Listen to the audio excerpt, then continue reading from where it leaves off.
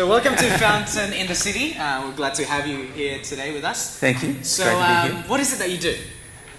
So I'm a biochemical pharmacologist. I have a couple of academic appointments, one at the University of New South Wales and one also at the University of Sydney. Oh, okay. We also have a research institute which we've set up on the campus of the Sydney Adventist Hospital. Okay. And so that's called the Australasian Research Institute, and we're particularly interested in lifestyle-associated disease there. So how much of your time do you spend teaching? How much of your time you spend researching? Look, it's difficult. I mean, I probably 20% teaching. 20% teaching, sort of 80% mainly research. Mainly research. Yeah. Okay. So what are we going to hear from you today? So what I wanted to do today, and particularly I guess following on from Sherry Peters last week, so Sherry would have talked a lot about her experience, of course, and a lot of the associated psychological problems with that, with depression, etc. And it's a lot of what we call psychosocial support. So she would have talked about the need for friends and, of course, the spiritual aspect as well. As a neuroscientist, what I'm particularly interested in doing is following up on the biology side. So we'll have a look and say, you know, it's great for us to be friends and for you to support me, but if I'm not actually looking after my brain biology, then even that support won't be as effective. Okay. Does that make sense? So I'm going to talk a little bit about the brain biology and how to keep the brain itself healthy. Okay. And I suppose you'll share a few practical tips as well? There'll be practical tips in there, I hope. I mean, I hope it's fairly practical. All right, look, we'll leave the time to you, and we're looking forward to the presentation. Thank you very much. Now, do I have a... Yeah. Thank you, sir. Okay, well, good morning. It is still morning, I think. No, it's afternoon, sorry. It is a privilege to be invited to be here, and I do want to take you through a topic that I think is particularly important. A lot of what we talk about when it comes to brain health, we often talk about the psychological aspect. But what about the biology? How do you keep this organ called the brain actually healthy?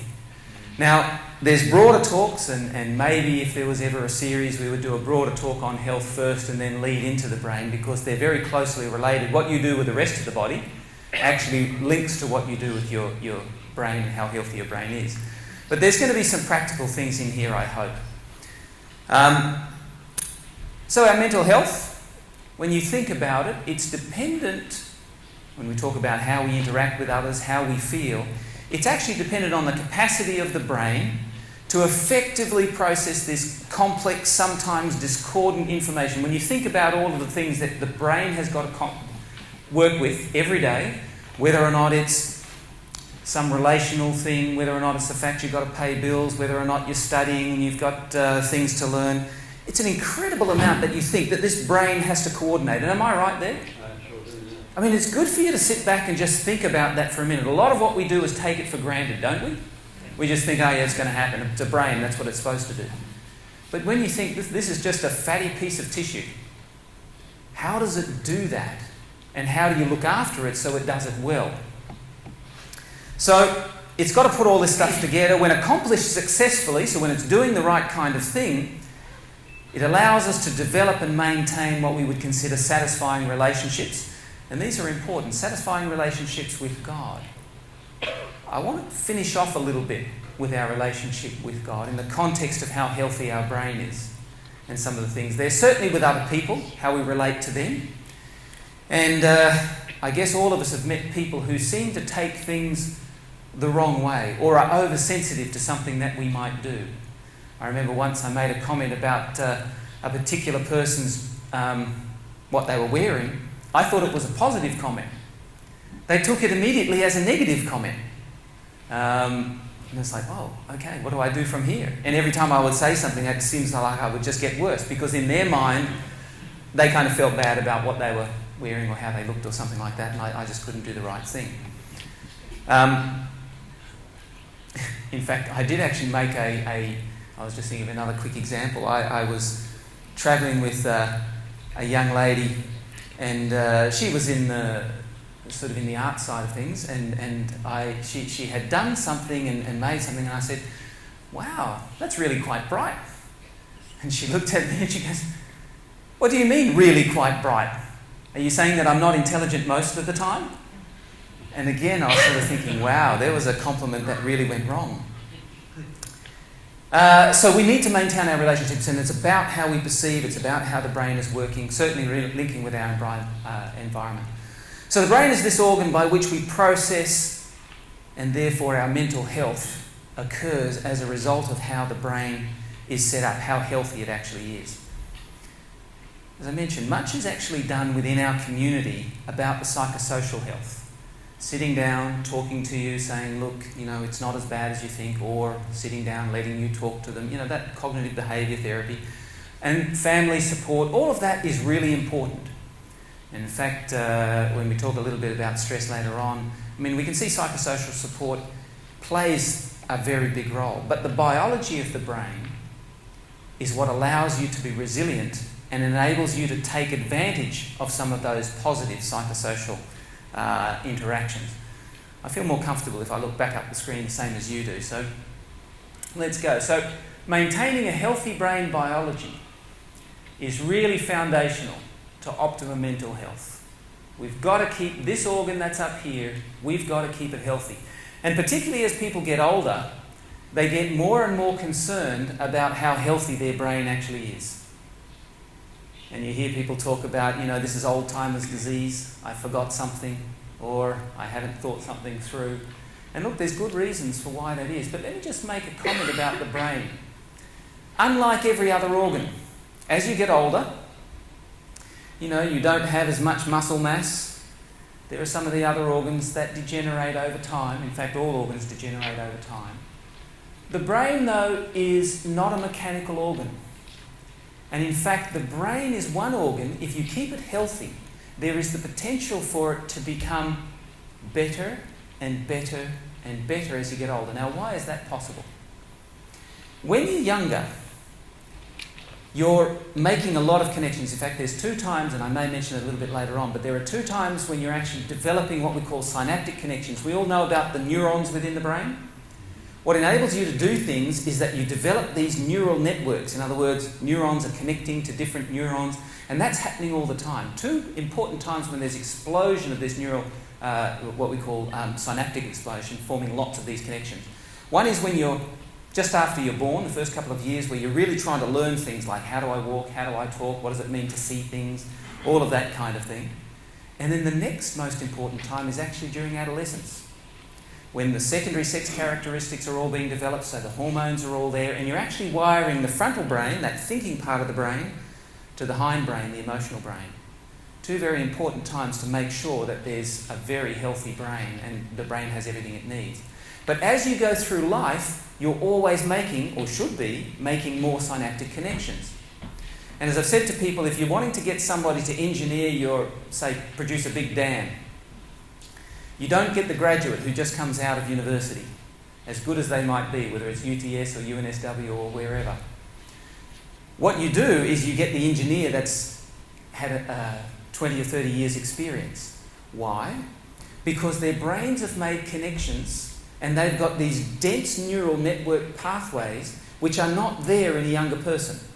A younger person, because of the nature of the biology, can usually form a memory or form a connection faster. But they still don't have the density that an older brain does, because the older brain is building all the time. So theoretically, as you get older, this is an organ that should be working better.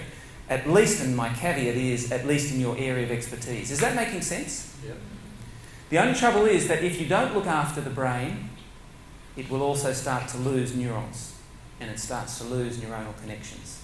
And so, in fact, you lose that great advantage of what age should give you.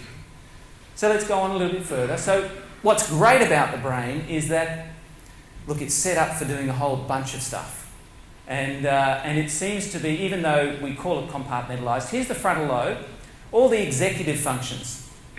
These are the things that we make decisions about, particularly moral decisions, value decisions, organising, problem solving, emotions, behavioural control, personality, all within the prefrontal cortex here.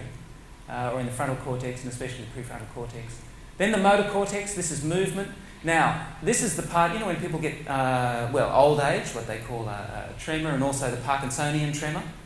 And this is because there are connections that are linked to other parts of the brain, like the substantia nigra, etc. These are not linking well to here, so you're not able to control your emotion, the motor activity. Then you've got the sensory cortex. This allows you to feel things, and if you put probes in here, you start to feel things that you aren't actually experiencing. This is perception back in the parietal lobe. Temporal lobe over here, this one, language, memory. Occipital lobe, this is vision. And fine motor control is down here. And then this is the hindbrain, which is all the things that you don't think about. What a brilliant system. If you ever just got nothing to do and you're just sitting there, sit there and think about how this stuff works. We've all got plenty of opportunities to go and Google stuff. Google it and just have a look. It is brilliantly set up. And when you realise that, you think, gee, I really should be looking after that a little bit more than I do, because most of us just take it for granted. So how does it do all of these things? Well, we know we've got the brain, and we know we've got all these neurons that are connecting together, and they connect together in what's called these synapses. No two neurons touch each other. Those people that have done sort of biology and the medical sciences will know this, but no neurons actually touch each other. They actually have these little, what's called neurotransmitters, and one of the ones that you'll know, particularly if it's associated with things like depression, is things like serotonin. Has everybody heard of serotonin? You've probably also heard of things like adrenaline, noradrenaline, and maybe dopamine. In fact, they're all potential neurotransmitters as well. So when the neuron's firing and it's connecting, and this is happening in small fractions of a second, billions of times across the brain, these will move across here and bind onto receptors onto the other side, and then you end up with, and I've just mentioned a few there, and you end up having the brain doing what it should be doing. I'm going to talk a little bit more about it later on. And the reason why I need to show you this is because there's some important things about keeping even this bit healthy. Now, one of the other things to notice is that there is in the brain what's called the blood-brain barrier. So what's happening down here, and the blood supply and all that sort of stuff that's happening down here, that doesn't actually reach it into the brain because there's some very tight,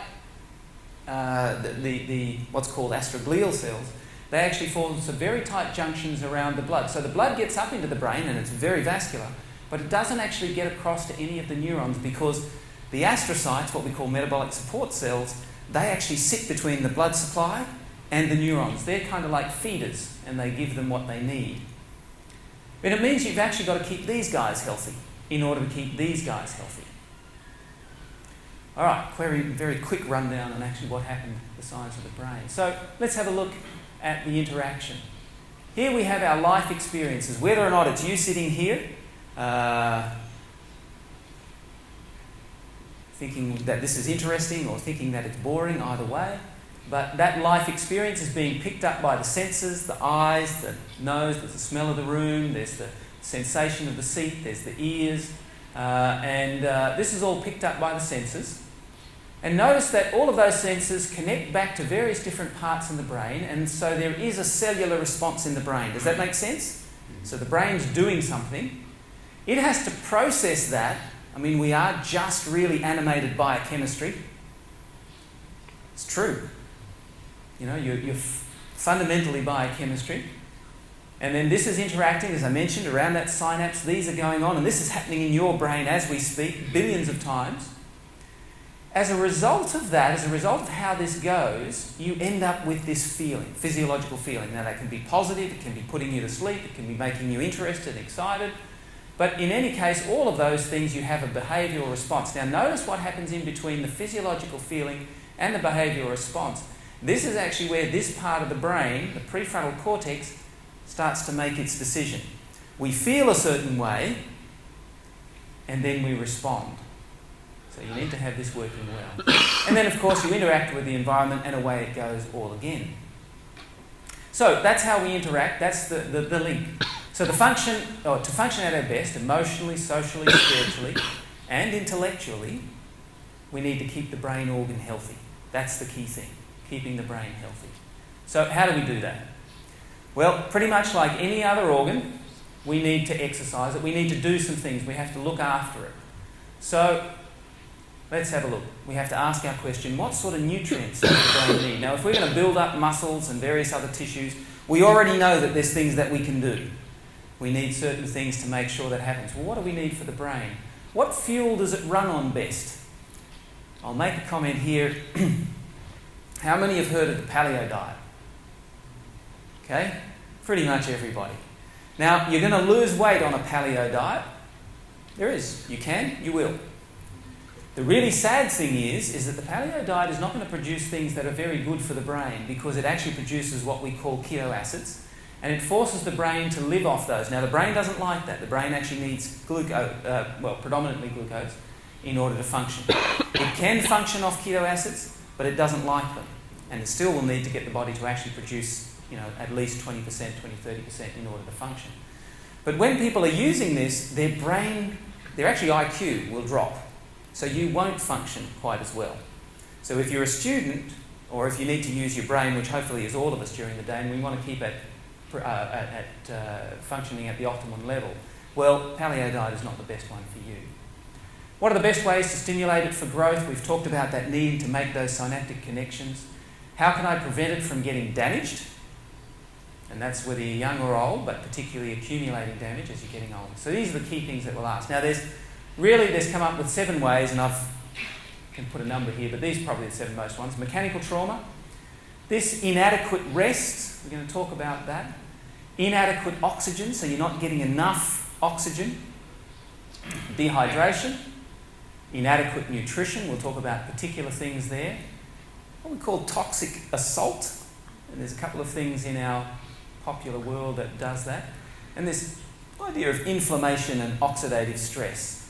All of these are particularly important for maintaining the health of the brain, and it doesn't matter whether you're young or whether or not you're old. So let's have a look at the first one. This is pretty easy. Mechanical trauma, temporary or permanent loss of brain function. Pretty much it is like taking a hammer to the brain, and there are certain sports that will do that fairly effectively. The Mayo Clinic, particularly coming on after there's been and a little while ago now, but it comes up every now and again, particularly those contact sports, footballers, whether or not it's gridiron, or in Australia, rugby league or rugby union, or the more pugilistic type sports like let me hop in a ring and see whether I can hit your head harder than you can hit mine, and we'll do that for 20 minutes or so and see who's left standing. Sounds like a great sport. We had a Prime Minister that was into that. Anyway, more serious trauma, brain injury can result in bruising, torn tissue, bleeding to the brain that can result in long-term complications or death. Now, the interesting thing is if you're tearing the tissue within the brain, what are you actually doing? You're breaking those synaptic connections, aren't you? You have to be. In which case, then you've got to try and reconnect, or somehow the brain tries to reroute around it and use some other pathways. But doing that in a constant way, you're not going to be solving complex problems very efficiently. And bleeding is particularly bad in the brain for reasons that I could bore you with some of the biochemistry, but it actually stimulates, you have a lot of free iron around, the brain's not very good about getting rid of that, and because it can't do that, you actually have the potential of producing lots of free radical damage, what we would call oxidative stress, something that you don't want in the brain at all. So common causes we can see now: falls, young or old, but particularly a problem for the older person. Yes, in collisions, violence, 10%, gunshot wounds. Well, this is the US, domestic violence or child abuse. We still end up with a significant amount of it in Australia, and sports injuries would be our greatest source here in Australia, high impact or extreme sports. The key thing is there, and I shouldn't have to tell people this, I mean, pretty much we know we want to keep the head from getting severely damaged. So we don't need to go into any more of that. I mean, if you want to play rugby, that's up to you, but it's probably not going to be the ideal sport in terms of maintaining brain health. Mechanical trauma. Now, there are some things that you can do if somebody has got mechanical trauma. This is more important for those who are in the sort of healthcare area. But there are some ways in which we can improve the repair of the brain after they've done that. We can add things like creatine, which actually helps with energy. you can do these things in adding things like omega-3 and polyphenols. Now, I'm really happy to talk to people after that where they come from. But omega-3s, lots of people have heard about. We know about vitamin D. These are all important for helping the brain repair itself. We don't get enough, and I'll talk about omega-3s a little bit later on. We actually don't get enough in our diets. And I know there's been marketing about it. You've heard it since you were kids, and your parents have given you tablets and whatever it is. Omega-3s are good for you. And usually when there's that level of saturated marketing, it's usually gone beyond what is really good. Do you know what I mean? It's really overstepped the mark. However, omega-3s are probably the one sort of topic which I think probably hasn't overstated it. You have some essential fatty acids. We've got to get things in the body like vitamins, and we've got minerals, and we've got all of those things that have got to come in the body. You also have to get essential fatty acids. There's two classes. One are called the omega-6s, the other are called the omega-3s. Now, the body makes all the other fats, saturated fats, omega-9s, all the rest of it the body can make. But it cannot make omega-6s, and it cannot make omega-3s. One important difference between omega-6s and omega-3s, in fact, there's two important differences. Omega-6s, they don't go off very much. So if you put them into a product and put them up on the shelf, they have a long shelf life. So I can use things like sunflower oil, safflower oil, all of that type of thing, and they're going to last. Omega-3s will go off quick. That's why they go rancid, and in fact, they don't last long. So if I'm a manufacturer, if you're a manufacturer, what would you do? You would put an omega-6 rich oil rather than omega-3 rich oil, correct? So when you go along to your local supermarket and you buy products, whether it's bread or cereals or cakes or whatever it is, they're going to be an omega-6 rich product. So you don't need to go out and buy omega-6. The other thing, a very important thing about omega-6s compared to omega-3s, is that they are, as I said, both of them essential fatty acids. Omega-6s are essential because they do what we call pro-inflammatory. They stimulate inflammation. Now, we need inflammation in the body, don't we? It helps us repair stuff. But if you have too much of it, what does it do? It damages stuff, which is why rheumatoid arthritis isn't good, and we can see in the neurodegeneratives particularly, inflammation is one of the main drivers of damage to the neurons. So omega-6 drive inflammation. Omega-3s are anti-inflammatory. They actually pull back inflammation. Now, if you have a look at it and your omega-6s are high and your omega-3s are low, your inflammation on is much stronger than your inflammation off. Is that correct? Is that a good thing? It's not a good thing, and particularly in the brain, as the rest of the body. So omega-3 is very important. This idea of polyphenols, I'll talk about it a little bit more later on, but this is actually coming from all the coloured fruits and veggies. And what we're finding out now in real science is that actually these contain some really good signalling to actually switch off and help protect the body against some of the damage that inflammation will naturally do. And so you need it. All right.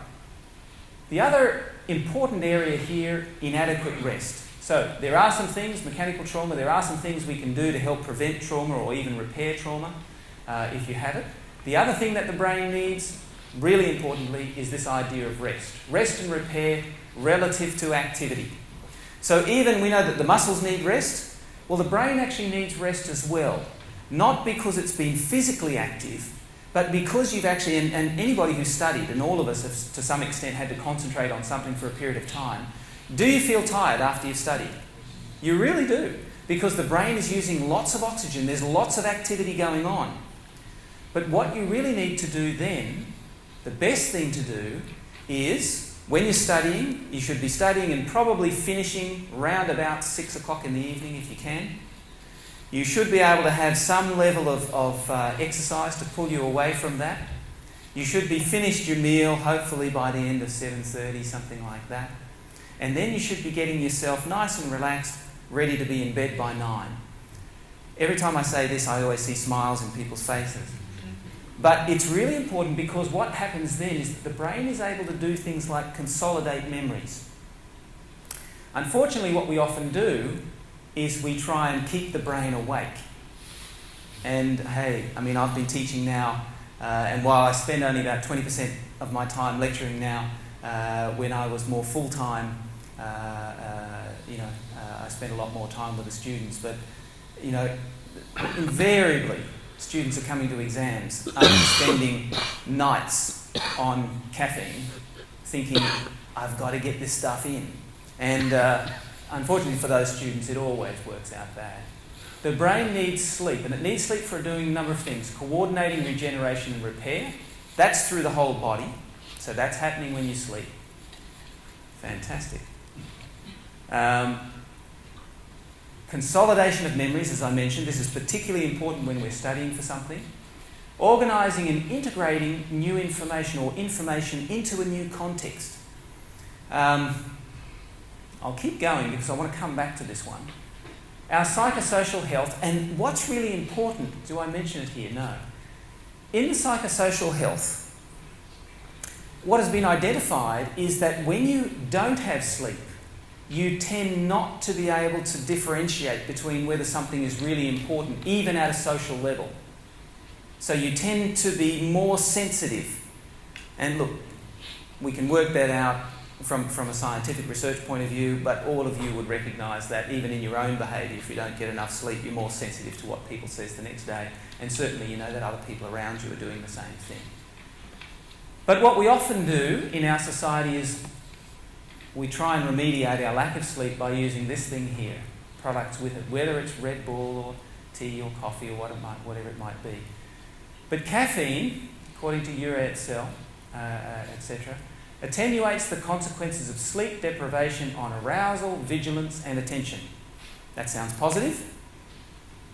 What it means is, basically, you take something with caffeine in and you're more awake. Is that true? You are. I need to give some for Kevin right now. No, that's okay. He's a good man. I appreciate that. But this is the thing. Even if we gave Kevin some caffeine right now, he would be awake. But actually, look what else will happen. Nevertheless, so you're awake. Nevertheless, caffeine cannot substitute for sleep. It's virtually ineffective in mitigating the impact of severe sleep loss on higher order cognitive functions. What that really means is you're awake, but this part of the brain that actually needs to think is not thinking. It's working about the same as you would if you were still awake but sleep deprived, recognising you're sleep deprived. And this is what I love this little quote here, if you can read it. Let's get some coffee so we can be hyper aware of how little we're going to get done today.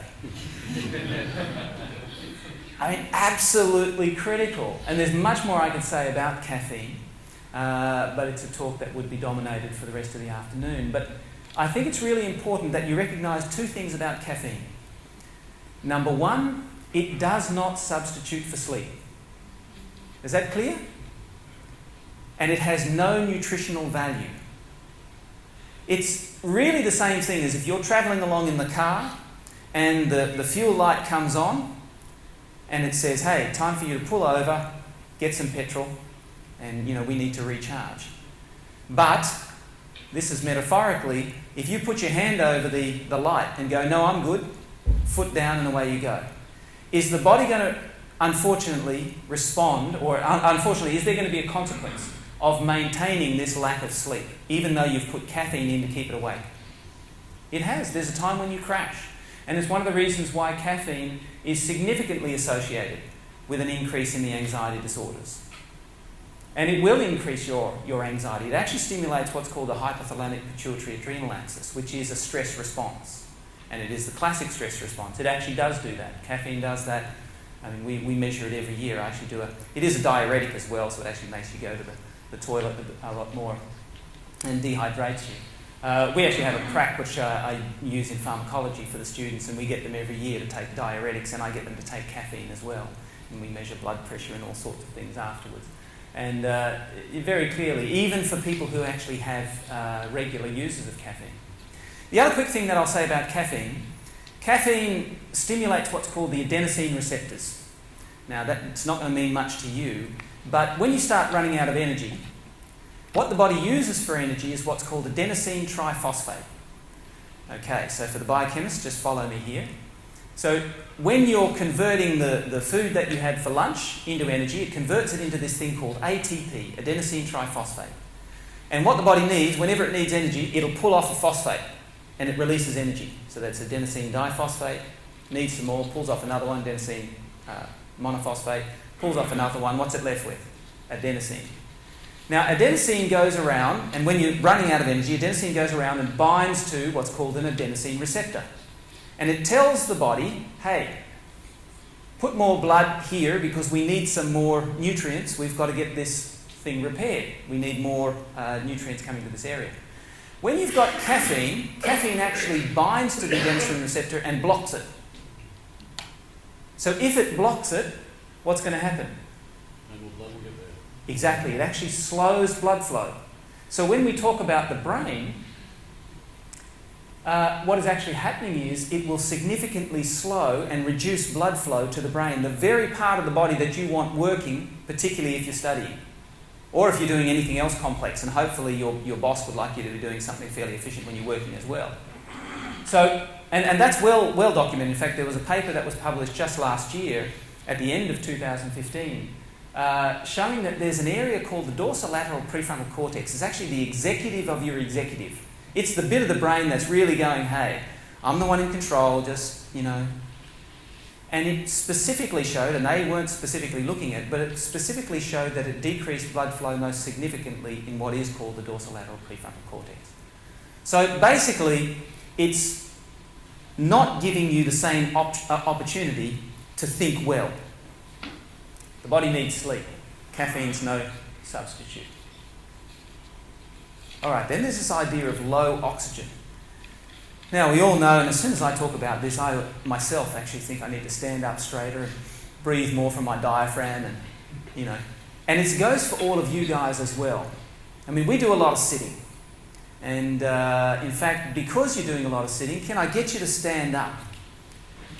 It's good. We'll just make sure nobody gets deep vein thrombosis by sitting in here. It's a long lecture. A couple of hours. Nobody gave me a clock, so I've got no idea what time it is. Okay, you can sit back down again. That was actually really important because what you're doing there is actually stimulating the blood to flow around the body a little bit more. And hopefully Kevin will stay awake to the end of the lecture.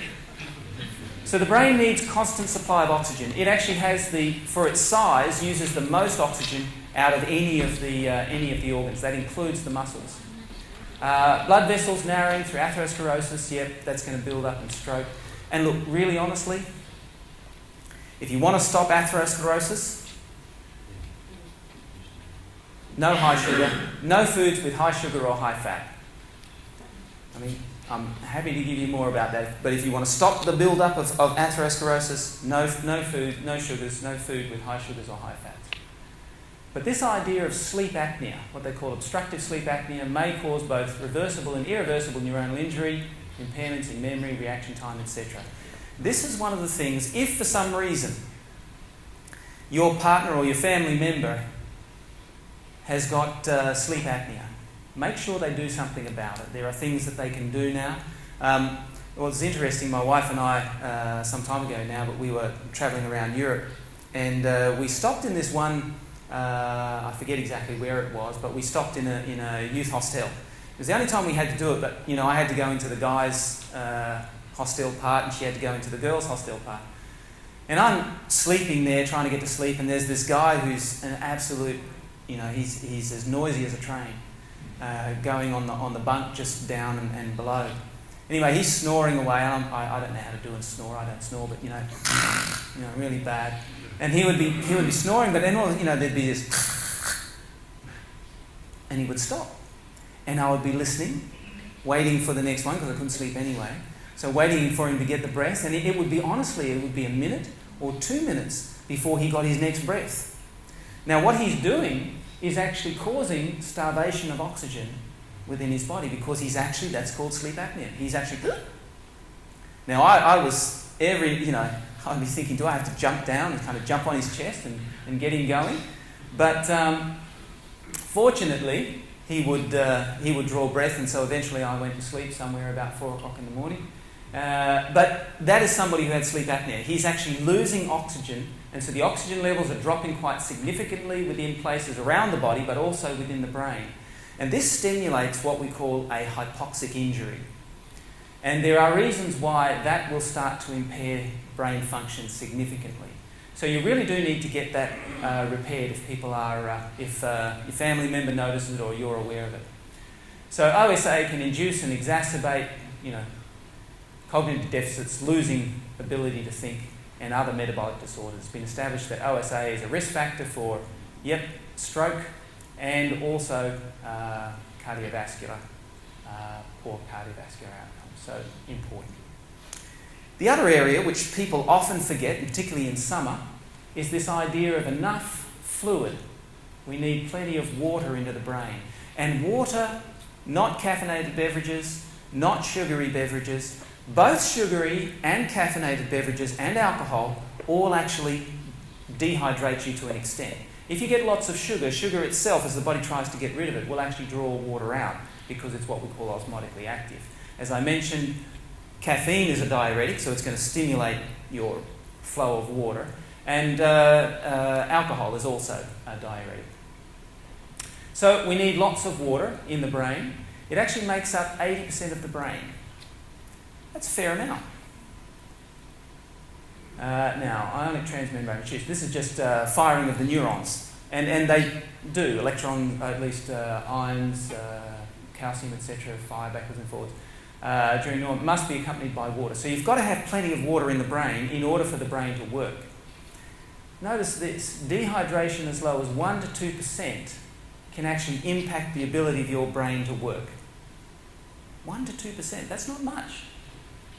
And this will make you feel tired, alert. I mean, pretty much everybody should be having water now, I guess, as we're sitting here, just to keep us. And in fact, air conditioning, because the air is very dry, you'll actually dehydrate very quickly.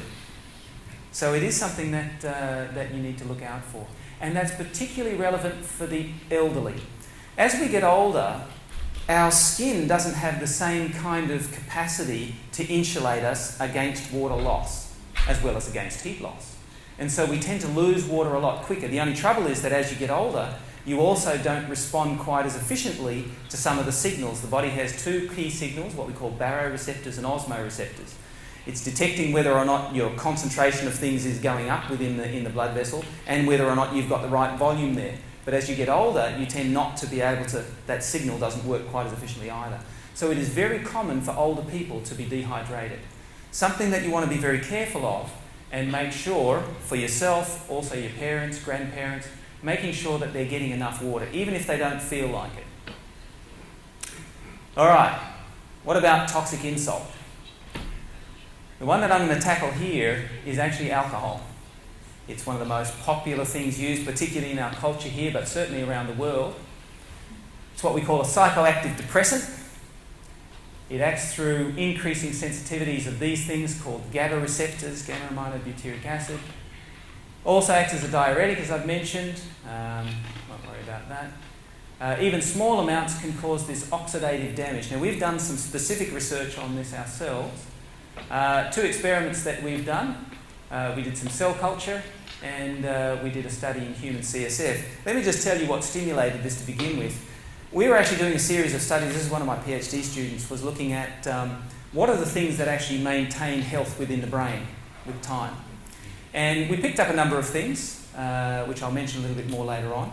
But one of the things that she identified was that those people, and we would get this from the patients themselves, questionnaires, how many alcoholic drinks they had per day. And what we were surprised to find, I'll show a little bit later on, that even 1 alcoholic drink a day was enough to see an increase in inflammatory activity within the brain. Now, inflammation is what you don't want in the brain. But what was interesting there is that I said to her, well, look, we'll make sure that we can work out exactly how much alcohol is required in order to damage brain cells. So we've got some human brain cells and we grew them.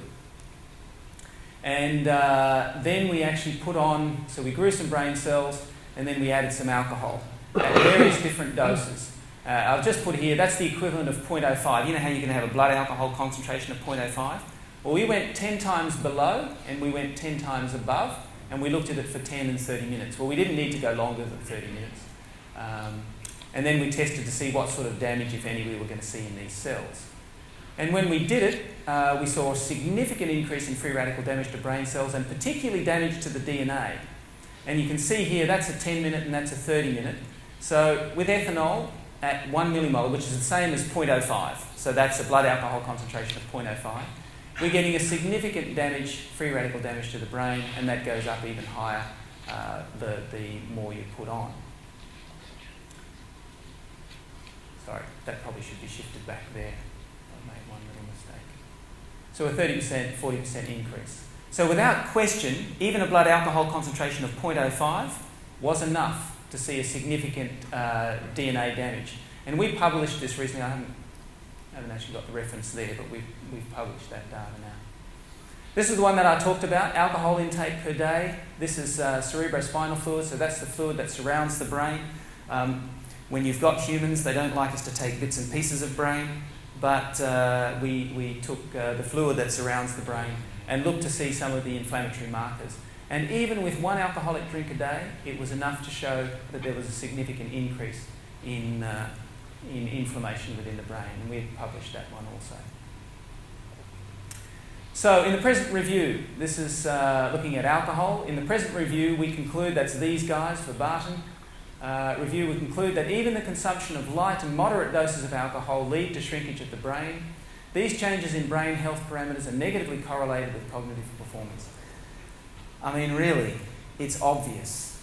I know we have a culture which says, let's all go down to the pub and have a few beers, let's go out on the weekend. And, you know, the sad thing is that I was going to say, particularly in the younger group, let's go out on the weekend and binge. We were in the US just recently, and a group had come down from Canada. Now, these are all middle-aged people, and they were all talking backwards and forwards. We all in this one group that was actually doing a trip around what they call the bayou. We were canoeing around there. It's interesting when they do this in sort of the around New Orleans there. You can, if they're alligators, you can be in a small canoe and paddle around. We saw a number of alligators.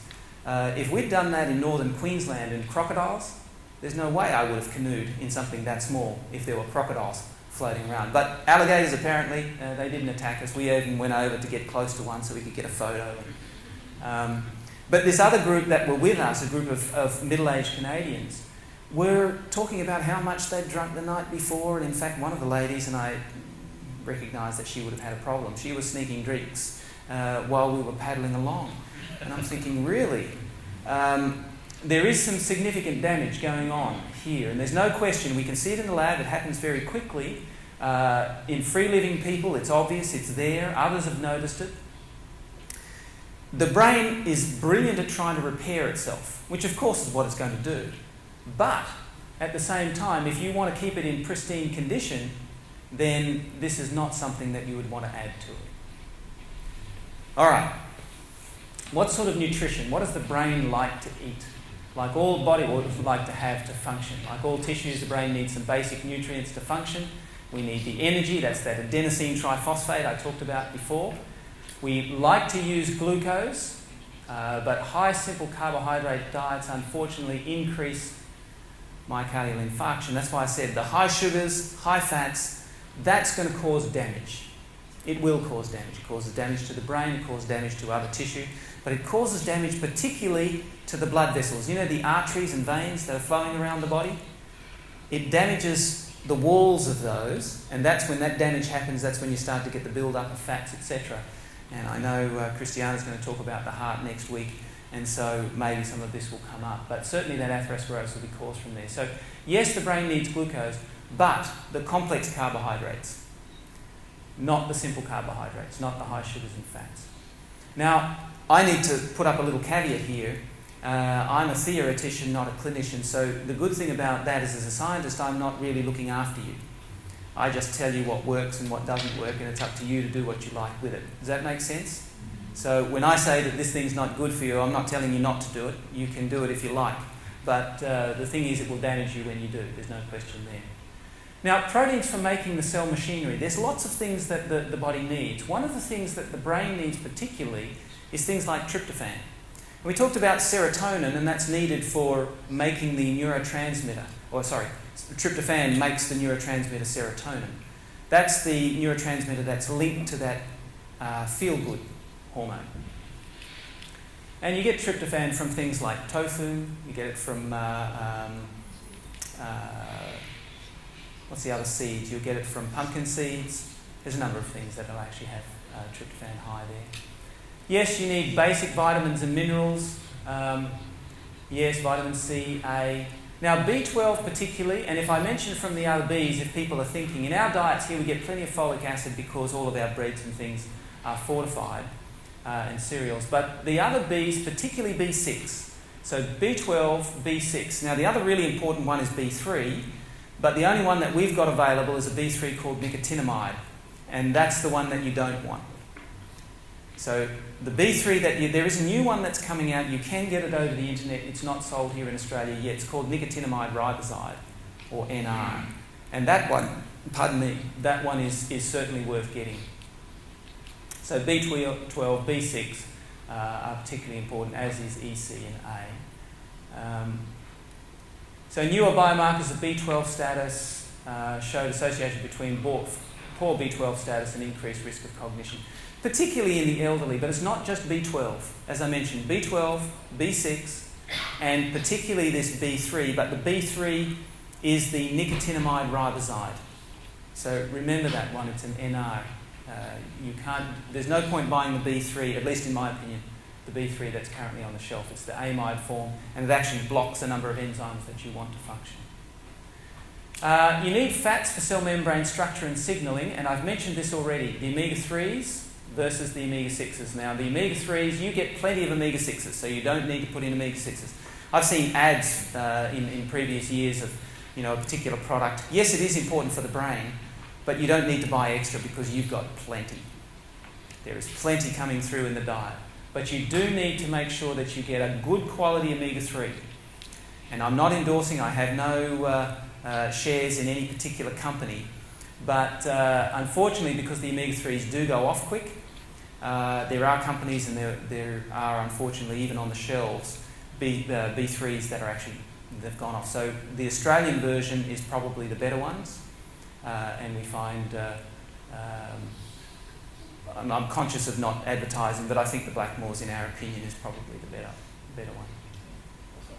So how does the omega-3s work? Just so that you can see, you've seen this before. I've shown you this is the synapse in here. This is what's called the presynaptic nerve terminal and the postsynaptic nerve terminal.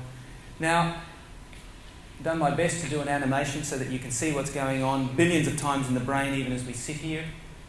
But you get this, what's called an action potential. So the nerve starts to fire, and then it releases the neurotransmitter, binds onto these receptors, and then opens that receptor. Did you see it open? Inside comes the calcium, and that changes the action potential and the way it goes. Now that happens extremely quickly. But in order for it to happen, and notice how you had to open up that. So you had to get the neurotransmitter going across, and then it binds, and then this one opens, and then calcium comes through. In order to get that to open, it's got to open within the framework of being held by the membrane. If that membrane is stiff, is that going to open very efficiently? It won't. So it needs to be nice and relaxed. Notice that this here, DHA, that's actually one of the omega-3s. So DHA. So when you go and have a look and buy and because I've mentioned Blackmore's, I'll mention it again. But the Blackmore's Brain Health is particularly high in DHA, and that's one of the reasons why we would recommend it particularly for this, because DHA is particularly important. We've just finished another study, one of my master's students actually looking at babies, and so mums and bubs. And so when we're looking at oxidative and inflammatory activity and the impact of lifestyle and all of that, and we're measuring things like DHA and all of that sort of thing, and what we can see is when the baby's born, we take a bit of the blood from the cord blood, which is baby's blood. We also take some tissue from the placenta and also the mother's blood. And we're looking to see ratios between different things. And it's very clear, regardless of what the mum's omega-3 levels are, the baby will suck omega-3 from the mother. So that the baby's omega-3 levels are considerably higher than the mum's, even if the mum's are low. Now, the sad thing about that is that, okay, we need it here in the brain, but it's also needed, as we've said, for anti-inflammatory activity.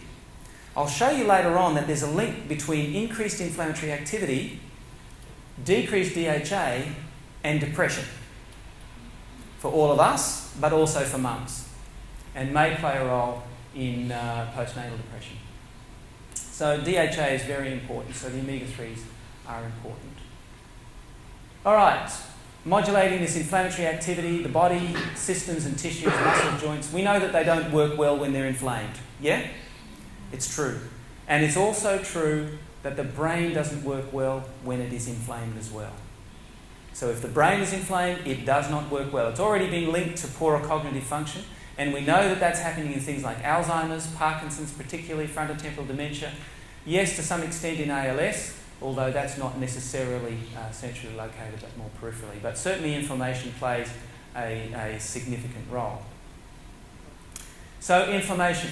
Some foods increase inflammation, some foods decrease inflammation, and there's a reason why I've got a burger here and I've got fruit and veggies over here.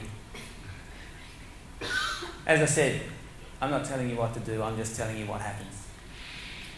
So we did some experiments again, further looking at the brain, the link with some of these. This is what we call, this is one of the advanced glycation end products. Now, you get these from the fried foods and from the high sugary foods. Remember I said that you shouldn't have high fat and high sugar? Well, this is where you get these what's called, this is carboxymethyl lysine, but there's a number of them. And notice that as people get older, this is age here, this is just within the brain volume, this is work that we've published recently in the Journal of Neuroinflammation, but you can see that as people get older, they seem to accumulate more of these advanced glycation end products. You can eat advanced glycation end products, and you can make advanced glycation end products. If you take foods that have high sugar, high fat, and particularly if they're fried, you'll end up with lots more of these. Now, we actually think that the younger people are probably eating more advanced glycation end products than the older ones. But we find that the older ones probably aren't able to kick it out. You know what I mean? Because the brain is actually, when bad things happen, it tries to correct it and tries to get it out. So when you're younger, you probably, I'm not sure what's happened to this person, they're kind of like the equivalent to a 70-year-old, but I'll show you probably why. But, these guys, at least their brains are young enough to kick it out. The brain still has to work hard. But when you get older, you're much less able to do it.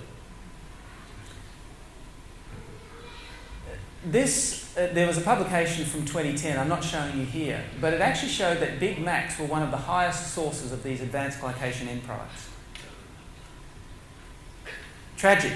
Let me just give you a comparison.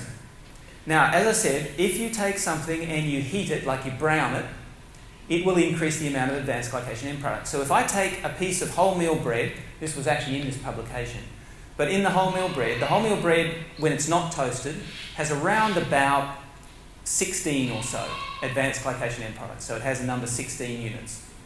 When you toast it, it goes up to about 36. All right, so, we're more than doubling it. Now, I'll still toast my bread. I think my body's going to handle 36. What do you think a Big Mac was? Does anybody want to give me a number? 100. 100? Any more than 100? 10,000. Well, they're very close to 10,000. It was actually 7,000. It was 7,000 something. It's absolutely phenomenal. Now, I know this is being recorded, and this is all being published, so it's not something that I'm saying in any sort of defamatory way. But what you need to realise is that the reason why do we fry foods? Because it tastes nicer, right? Now, I'm not saying that McDonald's does this, but you can actually buy taste enhancers. Are there cooks in the audience? Chefs? You know about these taste enhancers? You can buy taste enhancers? Yeah, sorry? MSG. Well, MSG is one of them, but there are a whole variety of them. And a number of these taste enhancers are actually advanced glycation end products.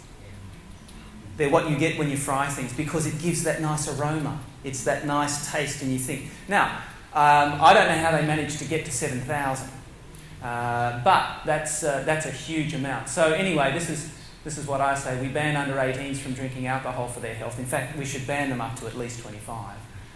maybe we should ban over 60 from eating Big Macs.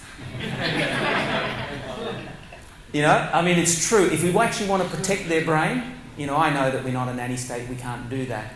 But if we want to protect their brain, that's what we'd be doing. And I'm quite serious about this. We really need to be running, at least on campus there at the SAN, I think a centre which is running what we would call a healthy brain ageing. But anyway, maybe it will come. The other thing is here, we're looking again, 8-hydroxydioxyguanosine, this thing here, is actually showing DNA damage, literal DNA damage. And you can see that as now this arachidonic acid is an omega-6 product. It's one of those pro-inflammatories. So the more we've got of this arachidonic acid, the more we have damage to the DNA. And again, this was something published. A lot of meats and eggs and all this sort of stuff is actually very high in arachidonic acid. And so it's almost certainly why this is going up. And this doesn't matter whether you're young or old, just the more arachidonic acid you have, the higher your DNA damage, because that's pro-inflammatory. Whereas on the other hand, the fruits and veggies, these things called carotenoids. Now you would know about carotenoids, alpha and beta carotene, people know about that. But there's a number of others like lycopene and leukotriene and astaxanthin, and there's a number of them. But they actually come from the reds, purples, oranges, greens. You know, these are high, this is carotenoids. And you can see that your inflammation decreases when you get more carotenoids in the diet. And that was in the brain. So, as a summary, you want to avoid trauma, balance the mental activity with appropriate rest, and really, caffeine is not a substitute. There's really nothing positive about it. Maintain good cerebral blood flow, sleep apnea particularly. Take some proactive measures to maintain good hydration, so particularly as we age, make sure you drink. Nutrition, get lots of coloured foods, make sure you get lots of omega-3s. Avoid unnecessary exposure to toxins like alcohol. There's no question. It might have some social benefit, but it certainly doesn't have any biological benefit. In fact, in addition to this, not only does it do direct damage, but it also is a very significant cause of overweight. It almost gives you as much calories as fats. It gives you more calories per gram than simple carbohydrates. And avoid behaviours that promote inflammation and oxidative damage. So that's that high fat and high sugar and foods with these advanced glycation end products. The important point with all of this is a version of Michelangelo's creation. And you're missing it on that screen, but here, God engages with man intelligently. Nowhere in the Bible do we find man and God engaging in a passive way. It is always God communicating with us in a way which is engaging with man through his prefrontal cortex. Through this is kind of like a brain, which is why they did this. Through here, and it's probably the reason why Michelangelo has done this. But he's always engaging with man in a thoughtful way. Impaired brain function has to inhibit spiritual growth. It has to.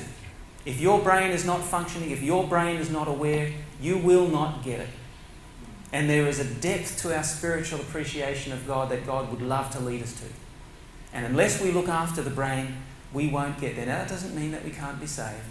But there is an incredible amount of depth that God wants to take us to. And if we keep our brains healthy, by God's grace, we'll get there. So 1 Corinthians 10:31, therefore, whether you eat or drink or whatever you do all to the glory of God. Amen.